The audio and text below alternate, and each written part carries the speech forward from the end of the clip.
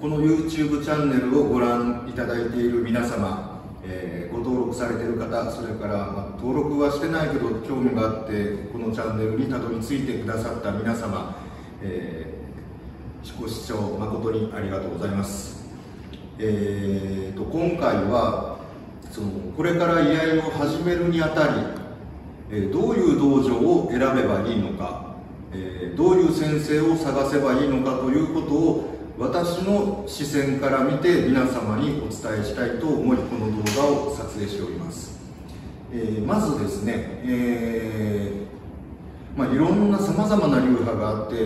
どれが本当に昔から伝わっている古流なのか、はたまた、本当に使える武術としての居合道場なのかというのは、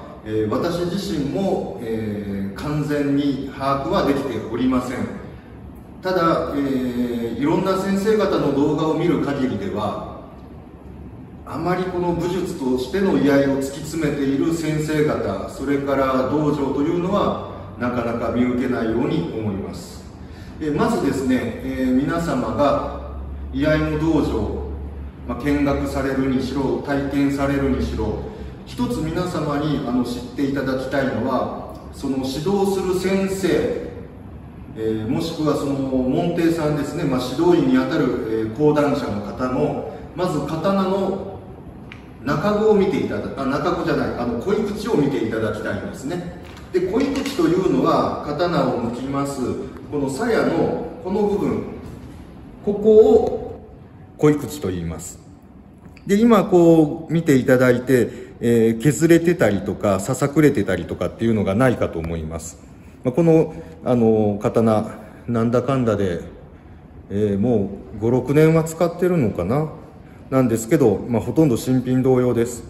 で、まずここが削れてなくてきれいに刀を使えている先生なのかどうかを判断してください。ここが削れてる、もしくはこの刃の方がもういっぱいささくれて刀で切った跡があるという場合は、残念ながらその先生は、正しい刀の、抜き差しができていない方だと判断していいと思います。あともう一つ、これもちょっと中に木が張ってあるの見えますかね、下の方。ここね。見えますかね。添え木をね、するようになるんですよ。居合でこう、しょっちゅう抜いたり刺したりしてますと、やっぱり摩耗してきて刀が抜けやすくなっちゃうんですね。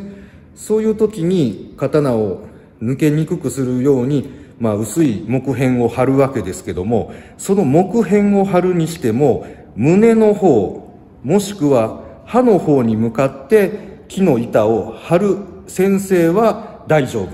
刀のことを理解している方です。ただし、この側面に木の板を張ってる先生からは習うことは何もないと考えていいと思います。なぜかというと、刀の構造を理解できていないということなんですね。ちょっと簡単に黒板に絵を描いてみます。鞘、日本刀の鞘っていうのは、上から見ると真ん中で貼り合わせてるわけですね。わかりやすく、ここに栗型描いてみましょうか。で、つばがつく。で、ここに柄巻きですね。上から見たところね、こっちが刃の方向で見ると、合わせ目っていうのはこの上の方にあるわけですよね。断面で見ると刀が入る刃ばき袋と言われる部分があって、でど真ん中ではないんですよね。ど真ん中にすると刃が出てしまうので、ど真ん中から少し右か左か寄ったところに合わせ目があります。こっちは真ん中ですね。こんな感じで、木と木がくっついて鞘というのが形成されています。で、上と下に薄い木片を貼って刀が抜けないようにするというのが古式通りの刀の直し方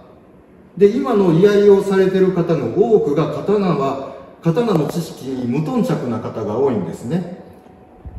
もう単なる居合の道具としてしか考えてない方が多いので、刀のこと結構存在に扱ってる先生方が多いです。で、そういう先生方は刀のこと勉強してないので、安易にここに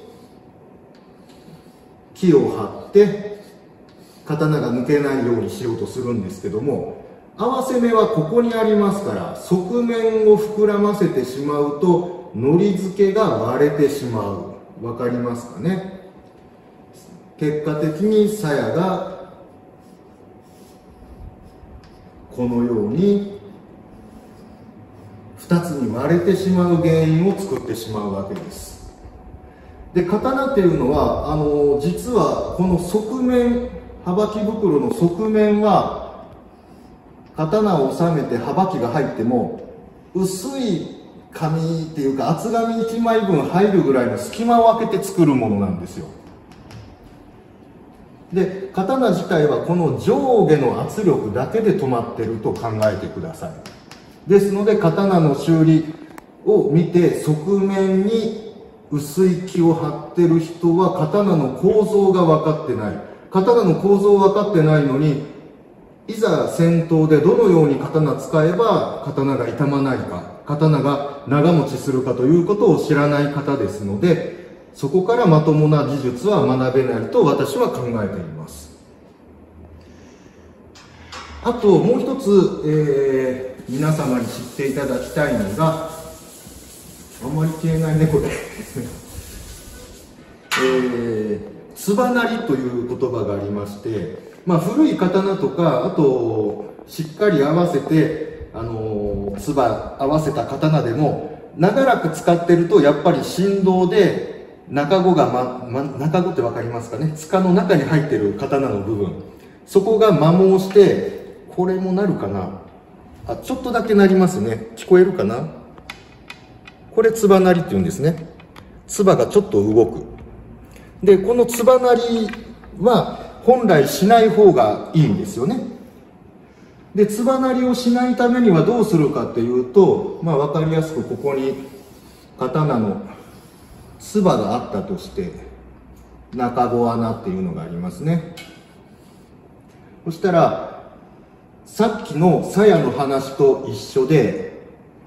ここに銅をかませるんです。上と下。銅で穴を小さくして、さらに刀に合わせて削ってぴったり音が出ないように合わせる。これを漢字で書くと、攻め金と言います。ちょっと汚い字ですみません。この攻め金する時も一緒で、刀の中子に彫られてる銘を彫るとタガネ枕と言いまして、その彫られた部分の周りの鉄はこうやって盛り上がるわけですね。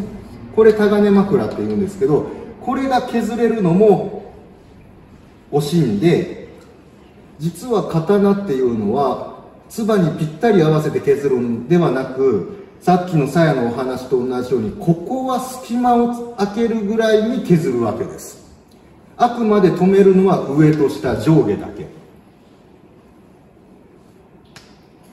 で、先ほどから言ってるように、この攻め金と言われる手法でつばなりをなくす。ところがですね、今の居合の先生方のもう9割って言ってもいいんじゃないですかね。どういうふうに、つばなりをなくしてるかっていうと、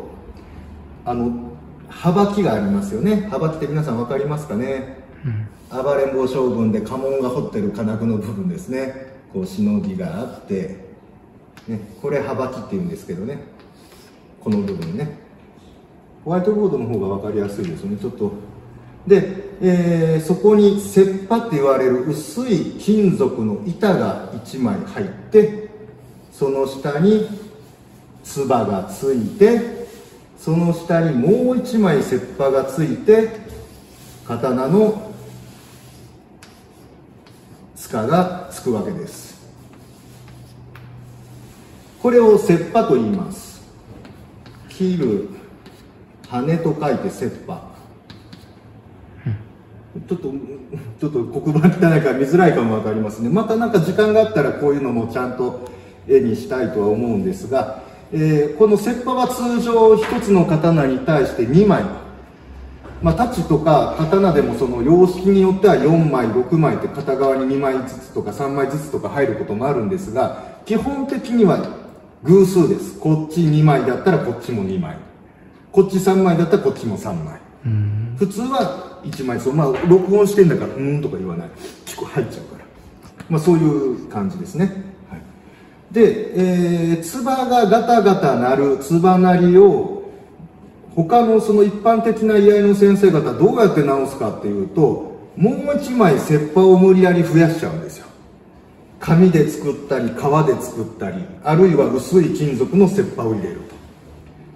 するとどうなるかというと、ここに目くじっていうのがあって、まあ、竹のピン1本で刀って止まってるんですけども、1枚増える分穴ずれるんですよね。中塚の穴と中子の穴がずれちゃう。それを無理やりその竹のピンですね、目くじって言われるものを差し込むことによってここに圧力をかける。圧力をかけるともちろん音しなくなります。でもどういうことが起きるかというと、ずれためくり穴、ちょっとアップで書くと、こう塚の中身だと思ってください。こう中子が入ってるめくり穴がある。で刀のめくり穴が切刃を増やすことによってこれだけずれると。そこに無理やり叩き込むと刀のこの塚に開いてるめくり穴が楕円形に伸びてしまいます。楕円形に伸びるということは刀の塚も傷みますし、めくりを通した反対側もずれた状態で打ち込むことになるんで、裏から見ると塚が2つに割れちゃうんですよね、木目に沿って。ちょっと絵では描きにくいんで、また改めてそういう動画も作りたいとは思います。まあ、とりあえず話の流れとして、まあ、流してください。だから本来ここに収まるべき中子だったものが切刃を1枚増やしてしまうことによって中子は塚の中で宙に浮いた状態になるわけです。切刃1枚分。こんだけ隙間ができることになると、刀を振って止めた時に塚の中で中子が動くと今度は塚が木でできてますから、塚自体が変形してしまって中もっと遊びが出てくるわけです。すると結果的に刀は脆くなっちゃう。ですからつばなりするからといって切刃を安易に足す先生からは学ぶことないと私は断言してもいいと思います。刀の構造分かってないから。必ずつばがガタガタ音がするなと思ったら専門の職人さんにお願いして、先ほどもお話ししたように上と下に銅をかませて攻め金という手法で直してください。でそういう余裕がないよと、まあ大体1万円ぐらいするんですよ、やってもらうとね。でそのわずか1万円のお金を出せないんだったらもう刀持たない方がいいんじゃないですかねと私は思います。自分の使う道具に対してお金かけれないんだったらもう刀使わない、もう模造刀でいいじゃないですかと思います。でもし攻め金でかけるお金がないけど、これガタガタガタガタ音がしてる間は刀の中子も傷むことになるので、ちゃんとした攻め金ができない場合は唾を刀につけた時点で隙間に竹とか木片を突っ込んでください。こう切った竹とかね、ティッシュでも構いません。とりあえずこの上下で、音が鳴らないように唾を固定する。だ過去に僕が、ブログの中でだったかな、攻め金どうしてもその余裕がない人、あれなんて言ったかな、グルーガンでも直せますよっていうお話をしたら、某 YouTuber が何を勘違いしたのか、その刀につけ唾を装着して中子ごと全部グルーガンで止めるっていう動画を上げてます。それは本当に無作法、絶対やらないでください。僕がグルーガン使うって言ったのは、銅の代わりにここグルーガンでプラスチックで止める、あとは自分で吸って成形するというやり方です。昔ながらのやり方を銅を使わずにプラスチックを使うというやり方ですね。そういうところで、まず指導者の方の刀をなかなか見せてもらえないかもわかんないけど、見れるチャンスがあったら濃い口見る。つばの攻め金っていうか、その切羽が足されてないか確認する。で、柄振った時に柄の中で刀がカタカタって動くようだったら、安易につば変えてしまってたりだとか、刀に対するその道具としての武器としての刀のメンテナンスができてないという証拠ですので、そういう方からは学ぶことないんじゃないかなと思います。今依頼されてる方の多くが気分で唾を交換する方多いんですね。でもこれ別に悪いこととは言いません。気に入ったデザインのものに交換するとかしたいとかいう気持ちも分かります。ただ唾を交換する時には必ず切羽じゃない、切羽片側だけでも作り直す。だから極力隙間ないようにする。だから唾を交換するイコール、セットで切羽も作り変える、もしくは、なんていうんですかね、厚みの全く同じ唾を選ばれるか、そういうふうにしてもらったら道具としての刀も傷みません。まずはそういう道具の知識、武器としての刀のメンテナンスがちゃんとできている先生かどうかっていうのをまず一番最初に見極めるべきではないかと思います。次に実技の方でちょっとお話ししますね。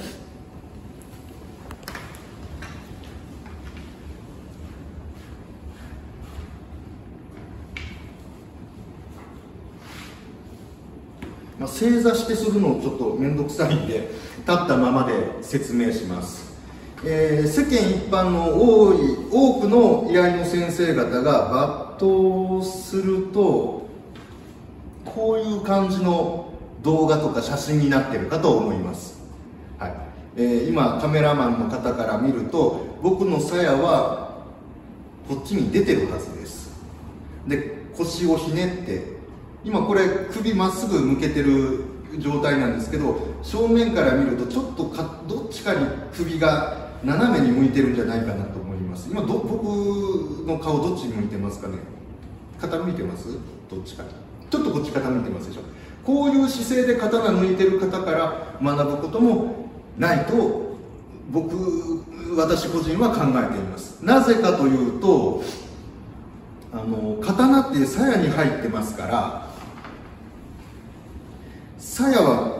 こうやって見ると鞘は反りがついてますよね。でもこうやって見る間はまっすぐなんですよ。刀を抜くにあたってもちろん刀は自然と斜めに向いていくものなんですけども、そこであえて腰をひねるっていうのは体が正面向いてるようで実はこっち向いちゃってるんですね。っていうことは正面に意識が残ってないから前から攻められると簡単にやられてしまいます。あと、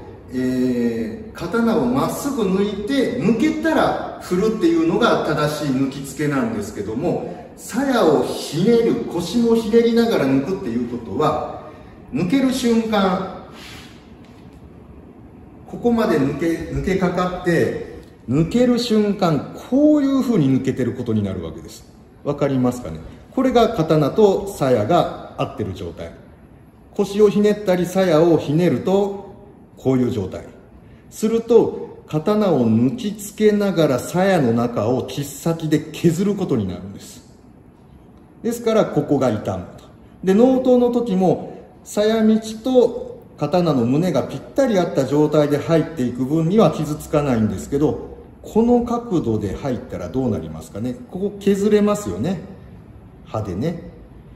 だから刀の納刀も腰をひねるとかじゃなくて、鞘はまっすぐ立てる方が本当の実力者と言えると思います。ですから、最終的に僕の言ってることが正しいかどうかっていうのは皆様のご判断に委ねますが、物理的な話からするとこうではなく、あくまで意識は正面に残したまま、こちらの方が刀も鞘も傷めず理想的、なおかつ刀にも威力が出ます。でどういうことかっていうと、こういう抜きつけは腰をこっちにひねってしまってる分、手の動きっていうのはここで止まっちゃうんです。ところが体正面に残したままで振ると手はここまで来るんですね。物を切るという意味ではやっぱりスピード、それから、圧力も大事です。ここで止まってしまうのとここまでパッと抜き切るのと、どちらの方が威力が強いでしょうかというお話になります。もちろん後者です。で、この抜き方が 100% ダメとは言いません。居合の技の中にはこういう抜きつけもあるんですけど、でもそれでも鞘は横には向きません。半身を開くっていう専門用語で言うんですけども、例えばこういう壁があって、両サイド壁があって狭いところで戦うとかっていう居合の方の場合は、通常みたいにこうすると壁に当たってしまうので、その時はこの範囲の中で刀が抜けるようにこう抜いていくんですよ。だからさっきと同じような位置で止まってますけど、これ正面から見て僕の鞘ってこうなってないでしょ、まっすぐのまま。だから、前後の動きは OK ですけど、横にひねるっていう動きは居合、武術としての居合としてはおかしいと僕はなんだかんだで何年居合やってるのかな、19から本格的に始めたんでもう29年になります。29年居合を突き詰めてきた結果、僕が出した答えは腰をひねらないということです。であとそうですね、最近名前は出しませんけど、最近こう YouTube でちょこちょこ見かけるようになった古流を名乗る流派とか、見ていただいて比較していただいたら分かりますけど、ひどいものになると角帯に刀を刺さずに袴の上から空手帯を巻いて、そこに刀を刺して、抜刀の音をする流派もあります。それはね、僕個人的に日本の歴史から見てもちょっとおかしいんじゃないかなと思います。幕末の幕府の力がなくなって統制が取れなくなった時代には、そんな変な格好して刀刺すやつもいたかもしれません。でも通常は刀を抜きにくいように大小を刺すっていうのが侍の刀の帯方なので、その自分が使いやすいように刀刺すっていうのはちょっと古流としてはどうなのかなと、本当に古流なのかなと僕は疑ってしまいます。がひどい人になると抜刀した後にここに空手帯巻いてるもんですから、背板とかもないんで、この鞘がこんなところにまで来る人いるんですよね。僕はそれは居合とは呼べないと考えてます。ですから、江戸時代の侍のそのしきたりにのっとった居合の道場、先生を探すのであれば、まず先ほどお話ししたように武器としての日本刀の知識に長けてる方かで、抜きつけの時にこういうふうになってないか、あくまで理想は前後の動きで刀を抜く。だから鞘は体の右側からは出ないという抜き方をされる先生は、刀を痛めない正しい使い方をされている先生だと思います。でもう一つね、刀の切っ先、差し表のここを見ると、あとその先生の技量も分かります。下手な人になればなるほど、ここにね、擦れ傷いっぱい入るんですよ。さっき言ったように、鞘の中でこじってこういう抜き付けになるんで、ここに引け傷って言うんですけど、擦れ傷がたくさんつく。これは模造刀なんでペタペタ触ってますけど、真剣をこういうふうに触らないでくださいね。そういうことで、まず道場選びの一つとして、刀の武器としてのメンテナンスができている方、抜き付けで腰が回ってない方、鞘が出てない方を探すのがいいと思います。今回はこれぐらいでお話を終わります。また気が向いたら動画撮りますので、よろしければチャンネル登録の上、不定期ですが発信する情報をぜひご覧になってください。今現在はびこっている間違った居合とか刀剣の知識を払拭していきたいと思います。よろしくお願いします。